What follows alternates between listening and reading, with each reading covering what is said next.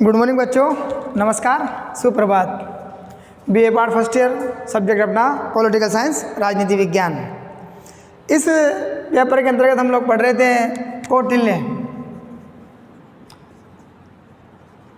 को हम लोग पढ़ रहे थे। कौटिल्य के बारे में हम लोगों ने कल उसके जीवन परिचय के बारे में हम लोगों ने डिस्कशन किया था और कौटिल्य को कितने नामों से जाना जाता है, किन किन नामों से इन्हें अवगत किया गया था। और मैंने आप लोगों को बताया कौटिल्य को कौटिल्य के नाम से जाना जाता है, चाणक्य के नाम से जाना जाता है और विष्णुगुप्त के नाम से जाना जाता है। उन्होंने एक पुस्तक की रचना की जिसका नाम था अर्थशास्त्र, और वो अर्थशास्त्र जो पुस्तक थी वो राजनीति शास्त्र के क्षेत्र में एक प्रकार से कूटनीति के क्षेत्र में लिखी गई आज दिन तक की सर्वश्रेष्ठ पुस्तकों में से एक मानी जाती है। और इनको तीनों नामों से क्यों जाना जाता था, मैंने इसके बारे में आप लोगों को बताया था। कौटिल्य इसलिए जाना जाता था क्योंकि कुंटिल जो ब्राह्मण परिवार से उनसे संबंध रखते थे, उनके वंश से संबंधित थे। और विष्णुगुप्त इनको इसलिए माना गया क्योंकि इनके पिताजी का नाम विष्णुगुप्त था। और बाद में मैंने ये भी बताने का प्रयास किया था आप लोग, इनका जो वास्तविक जो नाम है वो विष्णुगुप्त के नाम से ही जाना जाता है। और इसके बारे में फिर हमने इसके जीवन परिचय के बारे में डिस्कशन किया था। आज बात करते हैं राज्य उत्पत्ति का जो सिद्धांत है उसके बारे में हम लोग डिस्कशन करते हैं। देखिए, राज्य की उत्पत्ति के संदर्भ में कौटिल्य ने कहीं पर भी ये नहीं बताया और ना उसकी कोई व्याख्या की कि राज्य की उत्पत्ति इस प्रकार से होगी, ऐसी होगी। उन्होंने केवल और केवल इतना कहा था कि जो उनकी पुस्तक लिखी गई थी अर्थशास्त्र पुस्तक के अंतर्गत उन्होंने अपने विचारों की व्याख्या जरूर की थी कि हो सकता है कि राज्य की उत्पत्ति का जो सिद्धांत है कि वो इसके अंतर्गत हुआ कि एक समय ऐसा था कि जब इस सृष्टि के ऊपर जिस प्रकार से मनु ने राज्य के संदर्भ में अपने विचार प्रस्तुत किए थे कि सृष्टि का विनाश हो चुका था, तो कौटिल्य का भी यही मानना था कि एक समय ऐसा आया होगा जब मनुष्य जाति इस धरती के ऊपर निवास कर रही होगी और उन्हें झगड़ा और प्रवृत्तियाँ, लूट खसोट, मार काट, इस प्रकार की एक्टिविटीज़ होती होगी। तो उन्होंने भी उससे पूर्व में जिन विद्वानों के द्वारा सामाजिक समझौतावादी सिद्धांत को जो स्वीकार किया गया था, ठीक उन्होंने वैसे माना होगा कि उस समय ऐसा लगा होगा प्रजा को कि उसे अपने स्वयं की सुरक्षा के लिए और अपने संपत्ति की सुरक्षा के लिए एक राजा की उत्पत्ति की होगी और राजा को कुछ कर देना स्वीकार किया होगा। उस कर के रूप में उन लोगों ने जैसे अन्न का 6वां भाग और धन का 10वां भाग उस राजा को कर के रूप में स्वीकार कर लिया। और उसी संदर्भ में ये माना जा सकता है कि जब प्रजा के द्वारा एक राजा को स्वीकार कर लिया गया और उसे कुछ कर के रूप में देना एक्सेप्ट कर लिया था, तो ऐसा माना जा सकता है कि एक ये समझौता हुआ उनके बीच में। भाई ऐसा एक माना जा सकता है कि उनके बीच में एक ये समझौता हो गया, अर्थात प्रजा ने अपने में से किसी एक राजा को स्वीकार कर लिया और उस राजा को ये कह दिया गया कि आपको हम अन्न का 6वां भाग कर के रूप में देंगे और धन का 10वां भाग आपको हम कर के रूप में देना स्वीकार करते हैं। तो एक प्रकार से उनके बीच में एक ये समझौता हो गया। फिर राजा की नियुक्ति हुई तो राजा को उन्होंने कर के रूप में ये देना स्वीकार कर लिया कि और राजा के एवज में ये कह दिया गया कि आपको हमारे जीवन की सुरक्षा और हमारी संपत्ति की सुरक्षा देने की जिम्मेदारी अब आपकी होगी, क्योंकि हम आपको ये कर के रूप में देना स्वीकार कर रहे हैं। इसीलिए कौटिल्य ने भी इस बात को स्वीकार कर लिया कि एक समझौता हुआ और उस समझौते के तहत एक जो समझौता, उसे समझौता का नाम देगा सामाजिक समझौता। और उस सामाजिक समझौता के तहत ही राज्य की उत्पत्ति का जो सिद्धांत है उस सिद्धांत को माना गया। तो कौटिल्य का कहने का मतलब ये है कि जो राज्य की जो उत्पत्ति हुई थी वो उत्पत्ति एक सामाजिक समझौता था, उस समझौते के अंतर्गत ही राज्य की उत्पत्ति मानी जाती है। अर्थात उन्होंने सामाजिक सिद्धांत को स्वीकार किया था क्योंकि इसके अंतर्गत व्यक्तियों ने स्वीकार कर लिया था कि अन्न का 6वां भाग और धन का 10वां भाग उन्हें कर के रूप में देना माना था। और इसी सिद्धांत के अंदर उन्होंने भी यही माना कि राज्य की जो उत्पत्ति हुई है वो एक प्रकार सामाजिक समझौता सिद्धांत के तहत ही हुई है। तो राज्य की उत्पत्ति का सिद्धांत के अंतर्गत कौटिल्य ने मान लिया कि एक समझौते के अंतर्गत यानी सामाजिक समझौते के अंतर्गत राज्य की उत्पत्ति हुई है।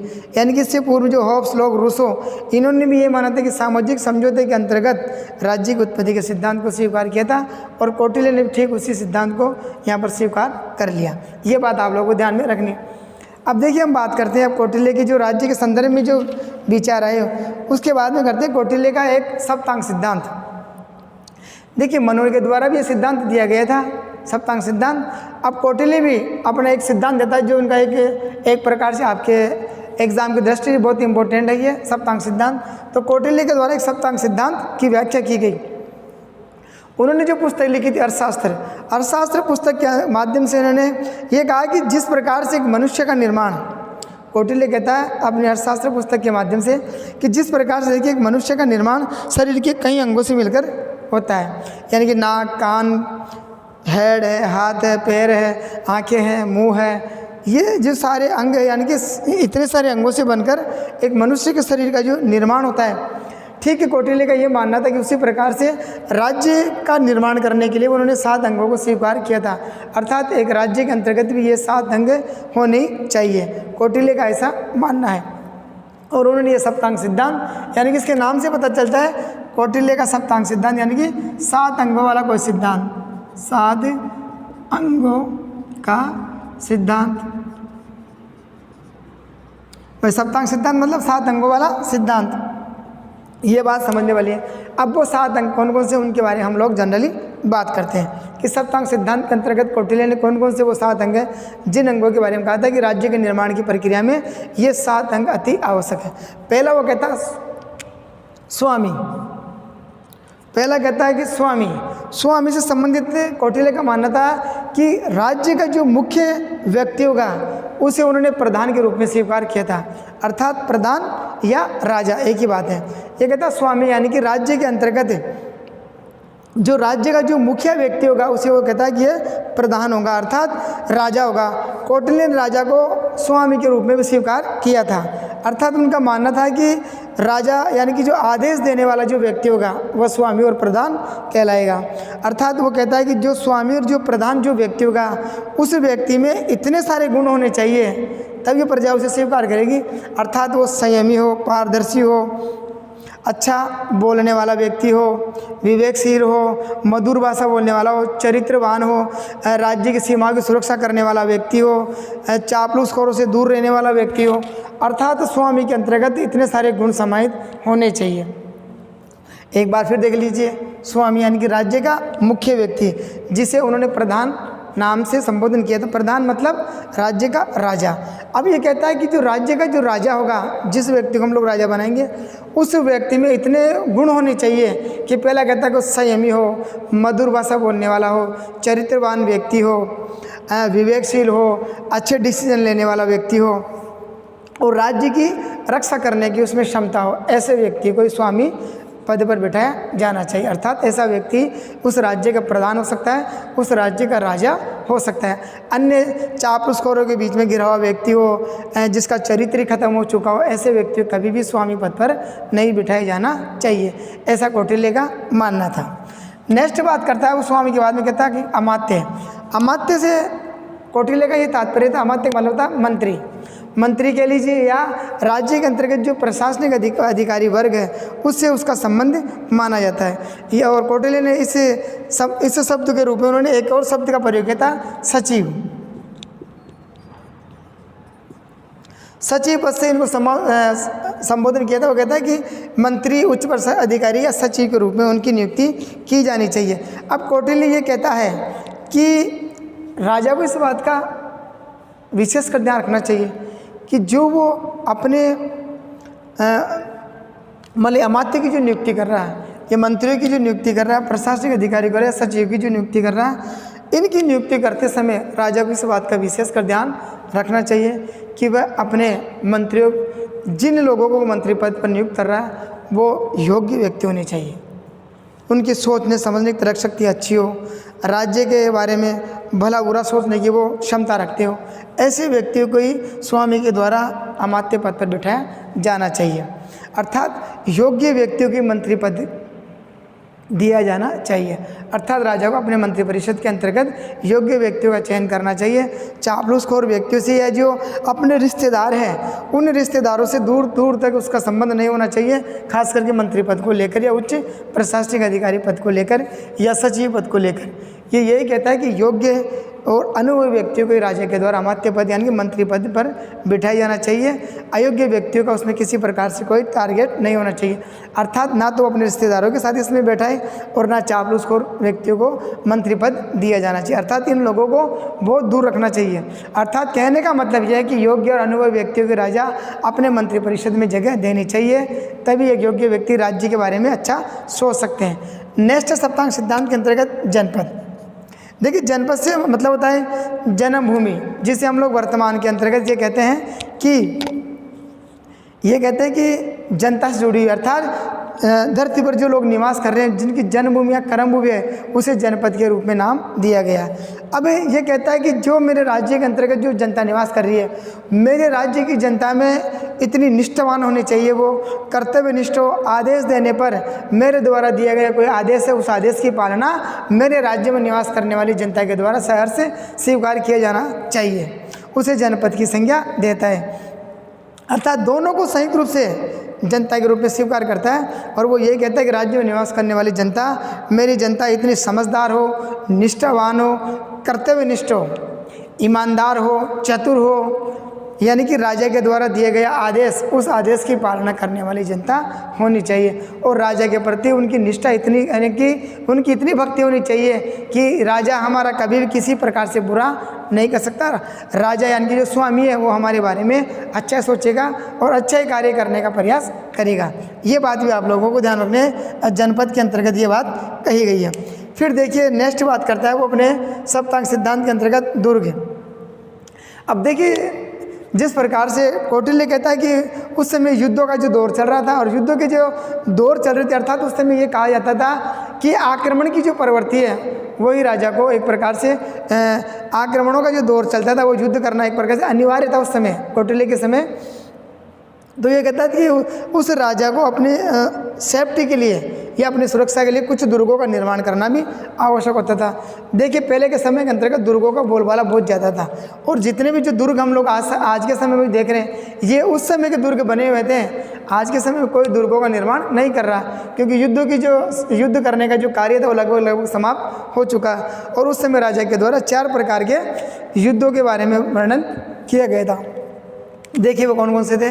औदिक दुर्ग, पार्वत दुर्ग, और एक था धनवंती दुर्ग, और एक था वन दुर्ग। इन 4 प्रकार के दुर्गों के बारे में वो अध्ययन करता है। अब इन चारों के प्रकार के बारे में आप लोग बताता हूँ। ये चारों दुर्ग कौन कौन से हैं।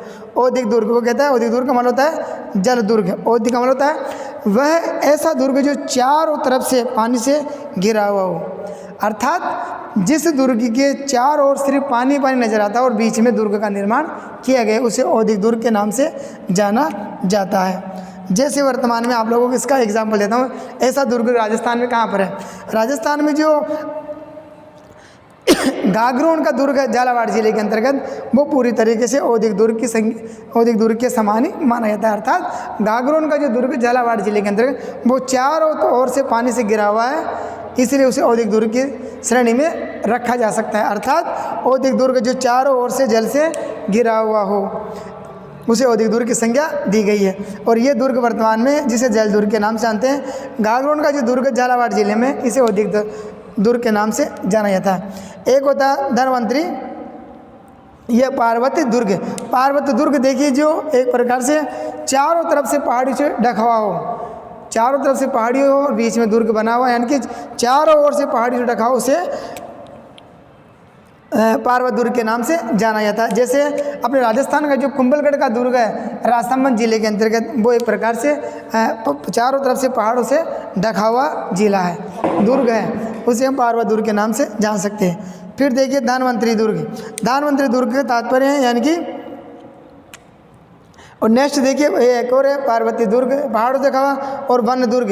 वन दुर्ग यानी कि जो चारों तरफ से बना हुआ, वनों से ढका हुआ दुर्ग, उसे वन दुर्ग की संज्ञा दी गई, जो वर्तमान में आप लोगों के झालावाड़ या रणथंभौर है, रणथंभौर के सवाई माधोपुर जिले के अंदर रणथंभौर का जो दुर्ग है, वह दुर्ग पूरा वनों से ढका हुआ। कभी आप लोगों को जाना हो जाए तो देखना आप लोग, चारों तरफ से वनों से ढका हुआ ये दुर्ग है, इसीलिए इसे वन दुर्ग के नाम से जाना जाता है। और एक होता है धनवंती दुर्ग, जो चारों तरफ से मरु प्रदेश, जो आप लोगों को जैसलमेर का जो दुर्ग है, वो चारों तरफ से, चारों तरफ देखना उसके आप लोगों को चारों तरफ मतलब उसकी मिट्टी मिट्टी नजर आएगी, उसे धनवंती दुर्ग के नाम से जाना जाता है। जिसके चारों ओर मरु प्रदेश, यानी कि जो जैसलमेर का जो दुर्ग है वो चारों तरफ से मिट्टी से ढका हुआ है, उसे धनवंतरी दुर्ग के नाम से जाना जाता है। तो ये आप लोगों को 4 प्रकार के दुर्गों के बारे में उन्होंने बात कही थी। फिर नेक्स्ट देखिए कोश। कोश की बात करता है अपने सप्तांग सिद्धांत के अंतर्गत। कोश के बारे में वो कहता है कि जिस प्रकार राज्य का प्रमुख अंग राजा होता है, उसी प्रकार से कोश भी उतना ही महत्वपूर्ण अंग होता है। यानी कि जनता के द्वारा जो अन्न का 6वां भाग और धन का 10वां भाग कर के रूप में देना अनिवार्य किया गया था। अर्थात एक ही राजा को अपने राज्य का संचालन करने के लिए उसे धन की आवश्यकता होती है, और धन राजा को कहाँ से प्राप्त होगा, अर्थात स्वामी के रूप में। पहले बता दिया गया कौटिल्य ने कि प्रजा के ऊपर कुछ ना कुछ कर राजा के द्वारा लगाए जाएंगे, अर्थात कुछ कर जब तक प्रजा नहीं देगी तब तक राजा को धन कहाँ से प्राप्त होगा। और राजा को हमेशा इस बात का ध्यान रखना चाहिए कि प्रजा के ऊपर इतने ही कर लगाए, ऐसा ना हो कि अनाप शनाप कर लगा दे, प्रजा देने में सक्षम ना हो तो उस राजा का विरोध होगा। इसलिए राजा को यानी कि स्वामी को इस बात का विशेष ध्यान रखना चाहिए कि प्रजा के ऊपर इतने कर लगाओ जिससे कि वो कर सहर्ष स्वीकार कर ले और आसानी से दे सके। इसलिए उन्होंने अन्न का 10वां भाग और अन्न का 6वां भाग और धन का 10वां भाग कर के रूप में स्वीकार किया था। और ये बात बिल्कुल सही भी है। अगर जिस राज्य के पास कोष ही नहीं होगा तो वह राज्य अपने अस्तित्व को समय से पहले समाप्त कर लेगा, क्योंकि बिना राज्य का संचालन करना संभव नहीं है। तो उसी प्रकार से धन के बिना यानी कि कोष के बिना भी एक राज्य का संचालन करना कतई संभव नहीं है। नेक्स्ट कहता है ये दंड या सेना। देखिए, राज्य में निवास करने वाली जो जनता है, जनता के द्वारा यदि राजा के द्वारा बनाए गए कानूनों का उल्लंघन किया जाता है तो उल्लंघन करने के ऊपर उन्हें दंड का प्रावधान या सजा का प्रावधान भी होना ही चाहिए, क्योंकि यदि ये नहीं होगा तो प्रजा एक प्रकार से उदंड हो जाएगी और राजा के द्वारा दिए गए आदेशों की अवहेलना करेगी। इसलिए राजा ने दंड के रूप में कुछ कानूनों का निर्माण किया गया। यदि राजा के द्वारा बनाए गए कानूनों का उल्लंघन राज्य में निवास करने वाली प्रजा के द्वारा किया जाता है तो ऐसी स्थिति में प्रजा को भी दंड या सजा मिलेगी। और सजा के रूप में उन्होंने पहले कह दिया, यानी कि सजा का गठन प्रावधान किया गया, यानी कि ब्राह्मण वर्ग को अधिक सजा मिलेगी और आम आदमी को कम सजा मिलेगी। ये विशेषकर उन्होंने निर्णय लिया था। फिर कहता है मित्र के बारे में कौटिल्य ने कहा गया था सप्तांग सिद्धांत के अंतर्गत कि मित्र प्रत्येक राजा के द्वारा इनके मित्र परंपरागत होने चाहिए, आनुवंशिक, यानी कि उनके परंपरागत मित्र होने चाहिए। कि परंपरागत जो मित्र होते हैं वो मित्र लंबे समय तक रहते हैं, अच्छी मित्रता निभाते हैं और वो किसी प्रकार से कभी भी उनके साथ गलत व्यवहार नहीं करते हैं। इसलिए राजा को हमेशा अपने आनुवंशिक जो मित्र रहे हैं उन राजाओं के उन राज्यों के साथ या उन राज्यों के राजाओं के साथ मित्रतापूर्ण संबंध बनाकर रखने चाहिए। और ख़ास करके जो अपने पड़ोसी जो राज्य हैं उन पड़ोसी राज्य के साथ तो राजा को मित्रतापूर्ण संबंध बनाने ही चाहिए, क्योंकि यदि आपका पड़ोसी यदि आपका शत्रु है तो फिर आप अपने राज्य का विकास नहीं कर सकते, अपने राज्य का डेवलपमेंट करना संभव नहीं है। तो ये बात भी आप लोगों को ध्यान में रखनी है। तो ये वही तो उन्होंने राजा कौटिल्य ने अपने सप्तांग सिद्धांत के बारे में वर्णन किया था। ये है राजा कौटिल्य का सप्तांग सिद्धांत। एक बार और मैं आप लोगों को इसको बता देता हूँ सप्तांग सिद्धांत को, फिर आगे बढ़ेंगे।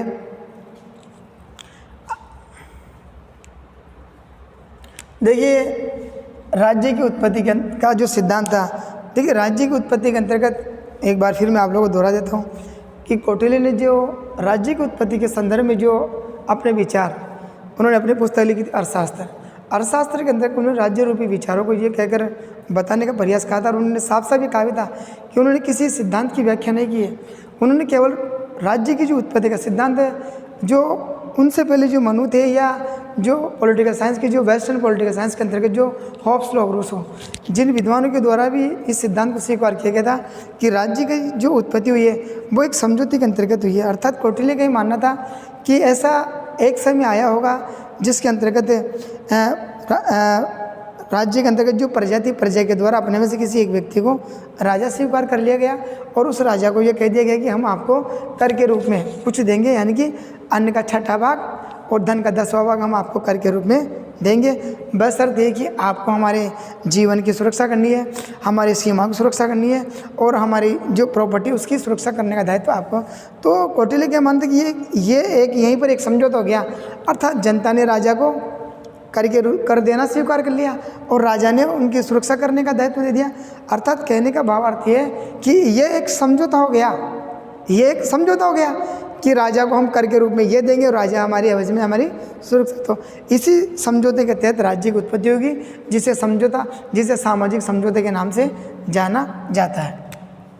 ये देखिए, सामाजिक समझौते के तहत ये सिद्धांत स्वीकार किया था। फिर देखिए, कौटिल्य के द्वारा एक और सिद्धांत की व्याख्या की गई जिसे हम लोग सप्तांग सिद्धांत के नाम से जानते हैं। सप्तांग सिद्धांत का तात्पर्य यह था कि कौटिल्य का ये मानना, जिस प्रकार से 7 अंगों से मनुष्य के शरीर का निर्माण होता है, ठीक उसी प्रकार से राज्य रूपी जो वृक्ष है उसका भी निर्माण 7 अंगों से बनकर किया जा सकता है। भाई मनुष्य का जो निर्माण है ये शरीर के 7 अंग है, हाथ, पैर, नाक, कान, हेड, ये जो आप हमारा जो शरीर है वो 7 अंगों से बनकर बना। तो योग यही कहता है कि उसी प्रकार से राज्य का जो स्वरूप है वो भी 7 अंगों से होकर ही बनेगा। इसलिए उन्होंने एक सिद्धांत दिया था जिसे नाम दिया गया था, कौटिल्य द्वारा दिया गया सप्तांग सिद्धांत। अब उस सप्तांग सिद्धांत के अंतर्गत वो 7 अंग कौन कौन से होंगे जो राज्य के निर्माण में सहायक होंगे, यानी कि राज्य रूपी निर्माण के लिए ये आवश्यक है। वो 7 अंगों में उन्होंने पहला दिया था स्वामी। स्वामी यानी कि राज्य का जो मुख्य व्यक्ति का उसे नाम दिया गया था प्रधान। प्रधान कह लीजिए या उसे राजा कह लीजिए, यानी कि ये कहता है कि सबसे महत्वपूर्ण अंगों का वो होगा स्वामी। स्वामी को उन्होंने राज्य का जो मुख्य होगा उसे प्रधान के रूप में स्वीकार किया था, अर्थात राजा होगा। लेकिन जो राज्य का मुखिया होगा वो किस प्रकार का होता है कि राज्य का जो स्वामी, मुखिया या प्रधान होगा वो एक तो कर्तव्यनिष्ठ होना चाहिए, अर्थात अपने कर्तव्य के प्रति इतना निष्ठावान होना चाहिए। फिर बाद में कहता है कि मधुर वाणी यानी कि जो अच्छा बोलने वाला व्यक्ति होना चाहिए।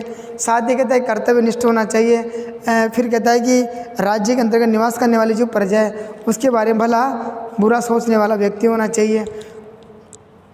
और उसके बारे में कहा गया है कि वो इतना मतलब कि एक प्रकार शासन करने की उसमें क्षमता हो, चरित्रवान हो, चापलूसखोरों से दूर रहने वाला व्यक्ति होना चाहिए। ऐसे व्यक्ति को स्वामी अर्थात प्रधान पद पर बिठाया जाना चाहिए। ये सारे गुण उनमें होने चाहिए। फिर दूसरा कहता है अमात्य। अमात्य के बारे में कहा है मंत्री। मंत्री कह लीजिए, आप प्रशासनिक अधिकारी कह लीजिए, या फिर उन्होंने एक और पद का सचिव, या उसे आप लोग सचिव पद के रूप में स्वीकार कर सकते हैं। तो ये कहता है कि राजा को अपने मंत्रिपरिषद का गठन करते समय इस बात का विशेष ध्यान रखना चाहिए कि वह किसी प्रकार से एक तो अपने सगे संबंधियों को मंत्री पद पर ना बिठाए। यानी कि कहने का मतलब यह है कि राजा को अपने मंत्रिपरिषद का गठन करते समय इस बात का ध्यान रखना चाहिए कि योग्य और अनुभवी व्यक्ति को अपने मतलब अमात्य पद पर बिठाया जाना चाहिए।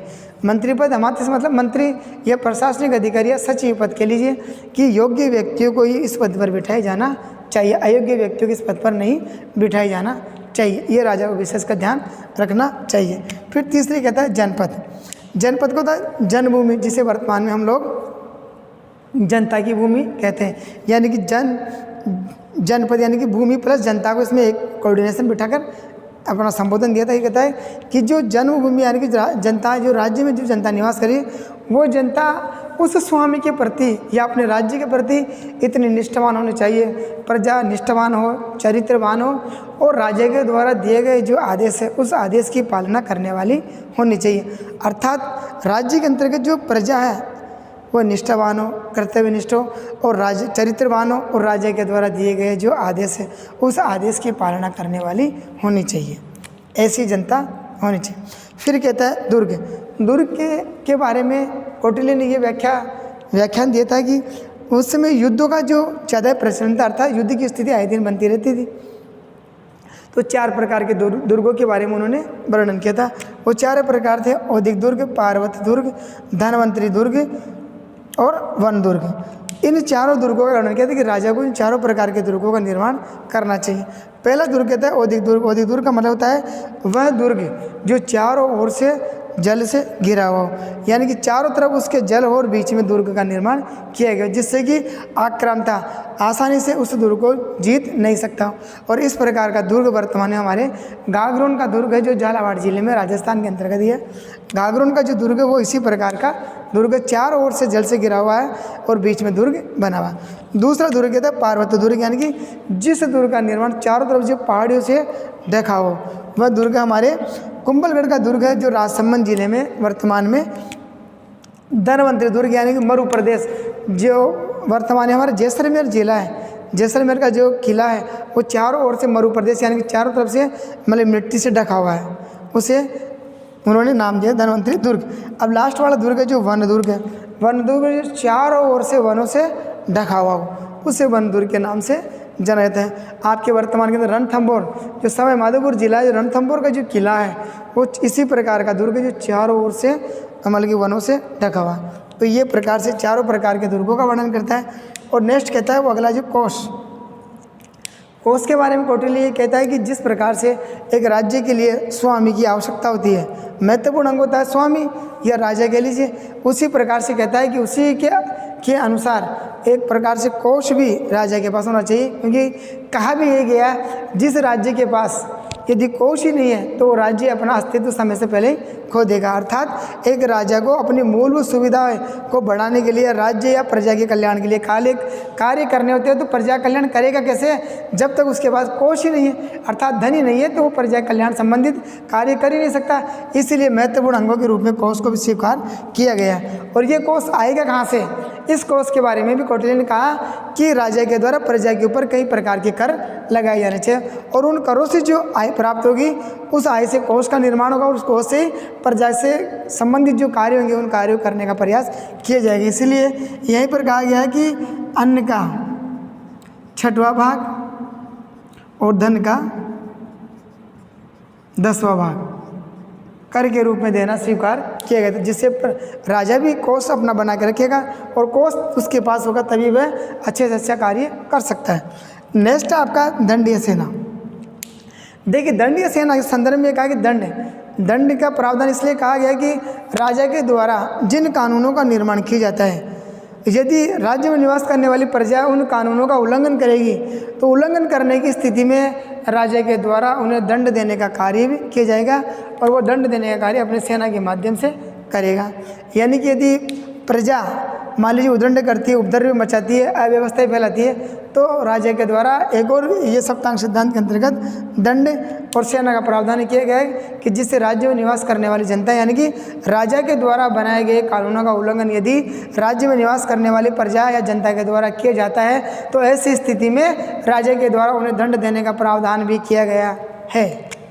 नेक्स्ट देखिए मित्र, सप्तांग सिद्धांत के अंतर्गत लास्ट वाला अंग है मित्र के बारे में कौटिल्य ये कहता है कि यदि किसी राज्य के या राजा के जो आनुवंशिक रूप से जो मित्र बने हुए हैं, जो परंपरागत जो मित्र हैं, उन राजाओं को तो उन राज्यों के साथ तो उनके मित्रतापूर्ण संबंध बनाने और साथ ही ये भी इस बात का ध्यान भी रखना चाहिए कि राजा को अपने पड़ोसी राज्यों के साथ कभी भी किसी प्रकार से यानी शत्रुतापूर्ण संबंध नहीं बनाने चाहिए, अर्थात उसे मित्रतापूर्ण संबंध बनाने का प्रयास ही करना चाहिए।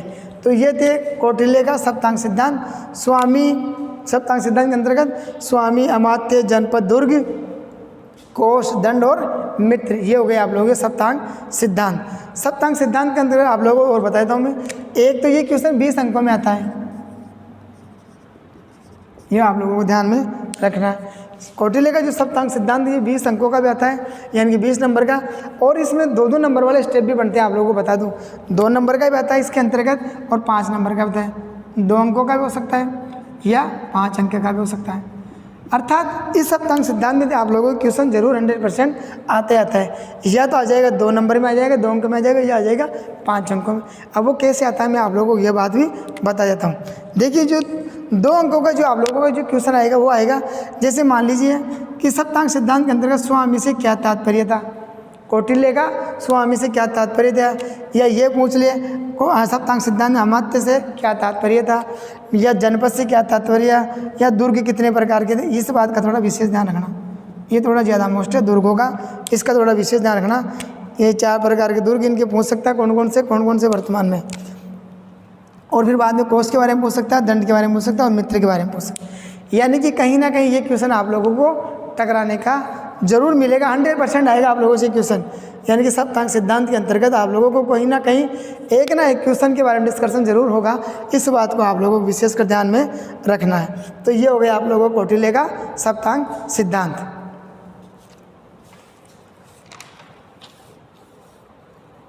अब बात करते हैं हम लोग राजा के बारे में कि कौटिल्य का जो राजा है वो किस प्रकार का होगा।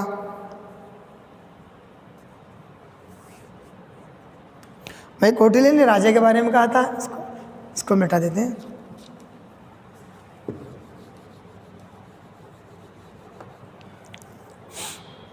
देख लो एक बार और इसको देख लो आप लोग।